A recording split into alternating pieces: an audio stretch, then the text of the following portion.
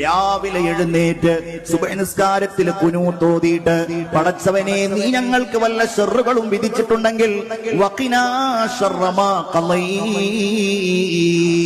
തന്റെ ജോലി തേടിയിട്ട് ഓട്ടോയിൽ കയറി ഡ്രൈവ് ചെയ്ത് പോകുമ്പോ, തന്റെ പണിയായുധങ്ങൾ എടുത്തുകൊണ്ട് ജോലി സ്ഥലത്തേക്ക് പോകുമ്പോ, താൻ തന്റെ ഹോട്ടലിൽ തയ്യാറാക്കാൻ വേണ്ടി പോകുന്ന ഭക്ഷ്യസാധനങ്ങളുടെ കാര്യങ്ങൾ കൈകാര്യം ചെയ്യാൻ വേണ്ടി പോകുമ്പോ, അതിലൂടെ തനിക്ക് ലഭ്യമാകാനുള്ള വരുമാനത്തിൽ അല്ലാഹു റബ്ബുൽ ഇസ്സത്തിനെ മാത്രം നിങ്ങൾ തവക്കുലാക്കിയിട്ട് കാര്യങ്ങൾ നിങ്ങൾ കൈകാര്യം ചെയ്യുകയാണ് എങ്കിൽ മുഅ്മിനീങ്ങളെ റസൂലുള്ള പറയുകയാണ്, തുർസഖൂന കമാ തുർസഖുത് തുയൂർ.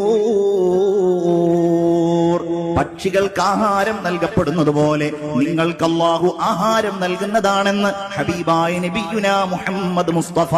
പക്ഷികൾക്ക് എങ്ങനെയാ? അവ നമ്മളെപ്പോലെ ചോറ് വെക്കുന്നില്ല. അവക്കുള്ള പുഴുക്കൾ, അവക്കുള്ള ധാന്യങ്ങൾ എല്ലാം അല്ലാഹു ക്രമീകരിച്ചു വെച്ചിട്ടുണ്ട്.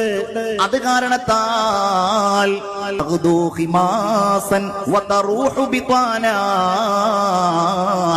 പ്രഭാതത്തിൽ കൂടുകളിൽ നിന്ന് ഒട്ടിയ വയറുമായിട്ട് ഇറങ്ങുന്ന ആ പറവകൾ വൈകുന്നേരം കൂടുകളിലേക്ക് മടങ്ങുന്നത് നിറവയറായിട്ടാണ്. ഭക്ഷണ സാധനങ്ങൾ ആവശ്യത്തിന് ലഭ്യമായിട്ട് സന്തോഷിച്ചിട്ടാണ്. സയ്യിദുനാ മുഹമ്മദുർ റസൂലുള്ളാഹ് ആരാണ് ആ പക്ഷികൾക്ക് ആഹാരം നൽകുന്നത്? അല്ലാഹു പറയുകയാണ്, വയഅലമു മുസ്തഖറഹാ വമുസ്തൗദഅഹാ.